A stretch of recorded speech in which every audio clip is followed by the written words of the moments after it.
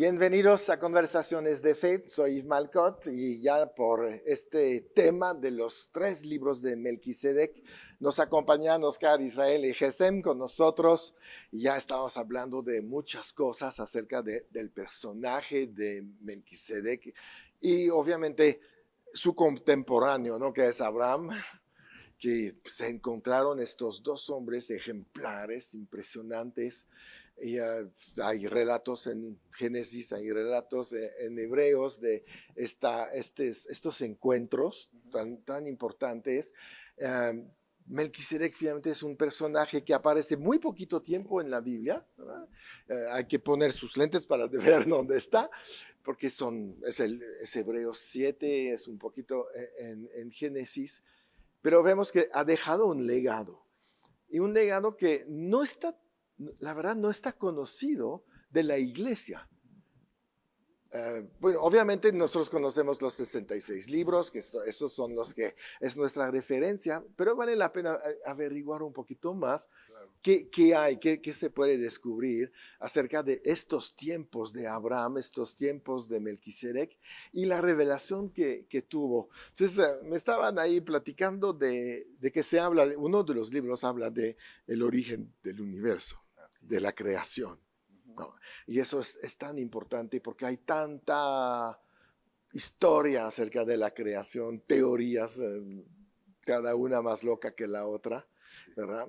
Y nos damos cuenta que, bueno, no hay mucho... Falta una dirección, una guía, conocer una base fundamental. Exacto. Muchos dicen en la Biblia, ¿dónde está escrito? Por ejemplo, los científicos hoy dicen, es que hay más expansión en el cosmos, hay galaxias, planetas, puede haber vida.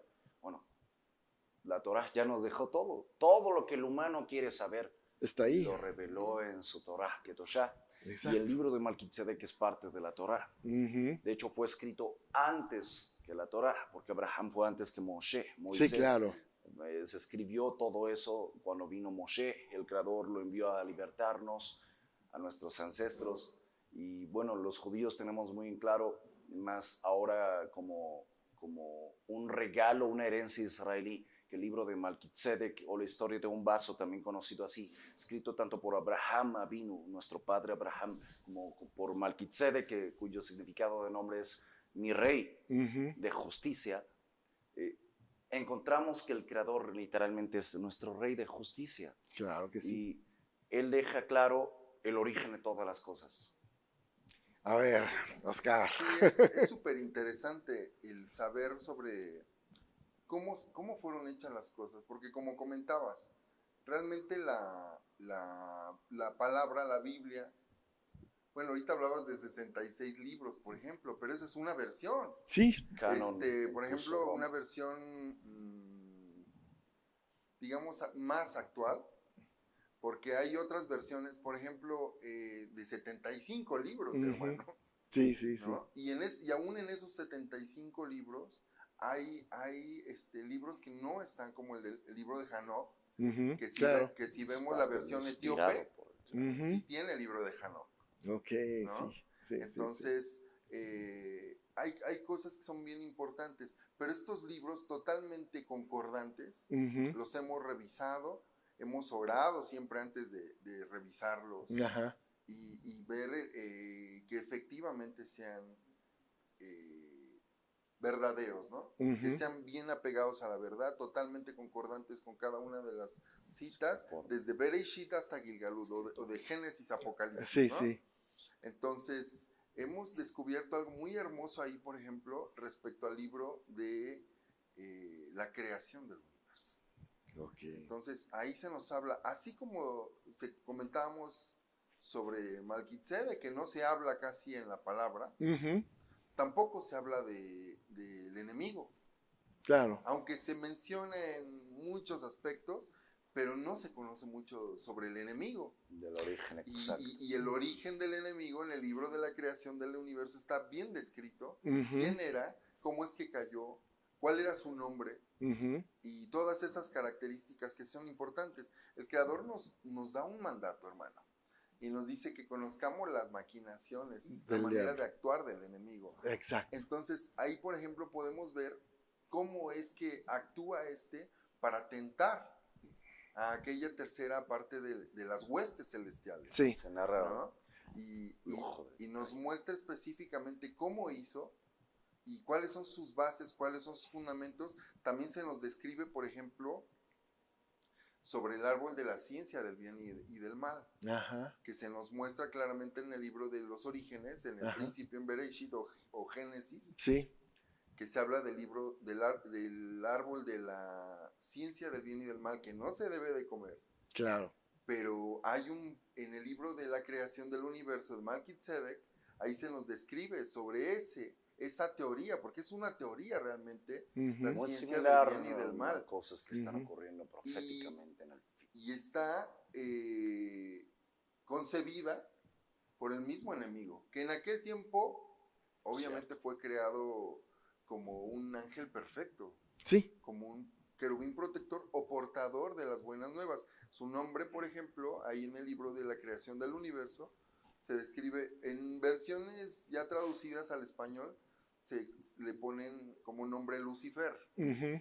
El nombre original hebreo sería Orbel, ¿no? Ujú. Y sería portador de las Buenas noticias. nuevas, de De las la buenas luz. noticias, de la Del luz, Creador. del reino de la luz, ¿no? Ajá. Así como nosotros hoy nos toca ser portadores de ese mensaje y llevarlo a todas las criaturas, Ujú. así también Él lo hacía. Antes Para de eso, caer. para eso fue hecho, de hecho, para llevar ese mensaje a todos esos planetas, Mm. de los cuales también se describe en el libro de la creación del universo, no Ok. solo de la Tierra. Claro. También se habla incluso de dónde está situada la Tierra, ¿no? Ajá. Y entonces son muchos mensajes que son súper interesantes para conocer y para compartir, claro está. Sí. Ahí podemos ver, por ejemplo, cómo nuestro Creador nos muestra el amor más grande que puede existir, el mismo amor verdadero que es Él, Sí. como en su humildad es manifiesto, ¿no? Aún siendo el más grande y el perfecto que ni los cielos ni la tierra le pueden contener, bueno, ahí se muestra la grandeza en la humildad.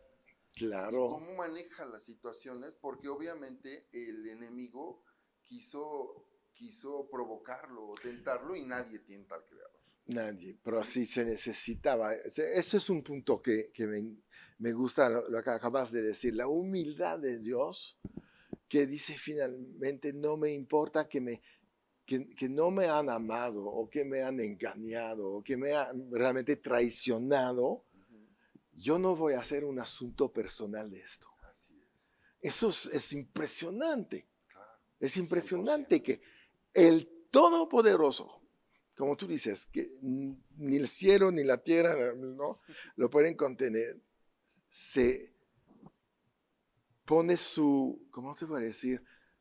Sus sentimientos a un lado por amor al hombre y después se refleja en Jesús que abandona la deidad diciendo yo voy a dejar este lugar donde estoy bien y voy a ir allá y a ir a pagar porque ellos no van a poder hacerlo.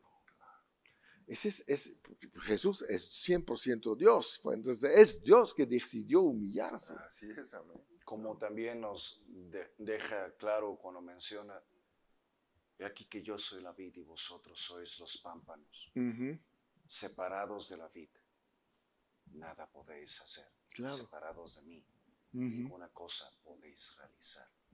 Sí.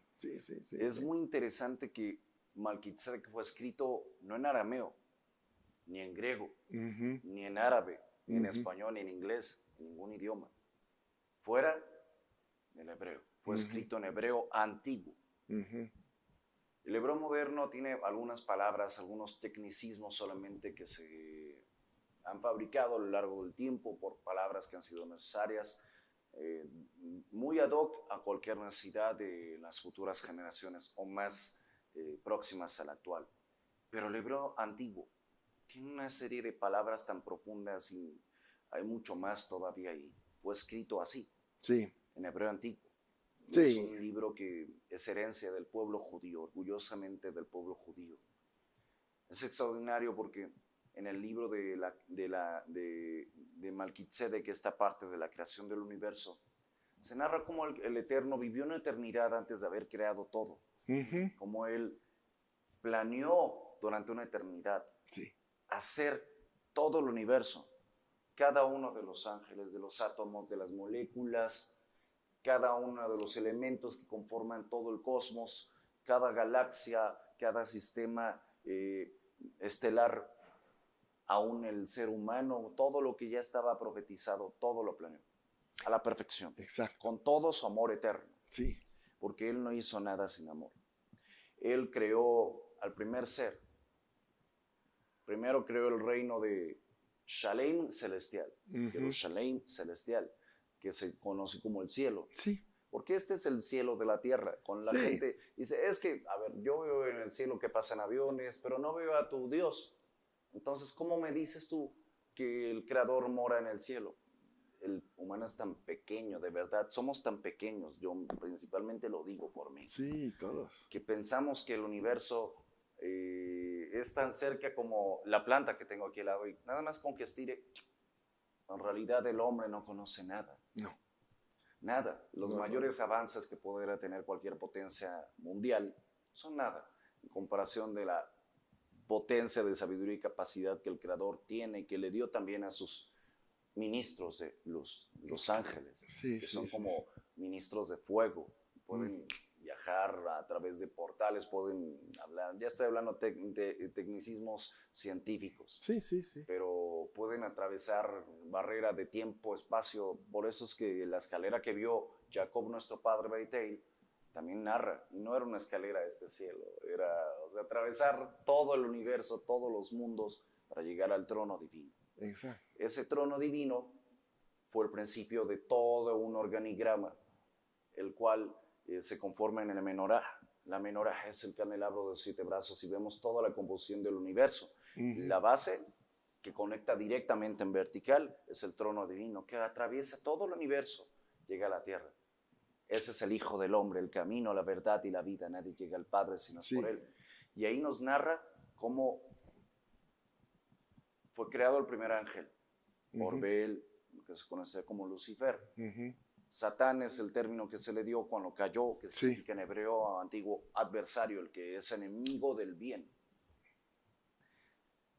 Este ser fue creado, fueron creados todos los ángeles y se les enseñó, fueron creados, el Creador describe claramente en el libro de Melquisedec, en la historia de la creación del universo, cómo Él formó y creó planetas. Él creó otros mundos. Claro. Y seres, razas de otros mundos. Y Él a todos les dio una ley que era encargado los ángeles de llevar junto con este ángel que se reveló, esa ley del Creador, para que hubiera un equilibrio en el universo y la vida se mantuviera feliz, próspera, llena de vida, amor, lo que es la naturaleza del Creador. Ajá, sí. Por excelencia, por pureza, por naturaleza, valga la redundancia. Pero llegó un punto en el cual ellos se rebelaron. Había una zona del universo que era la parte más baja, donde había como...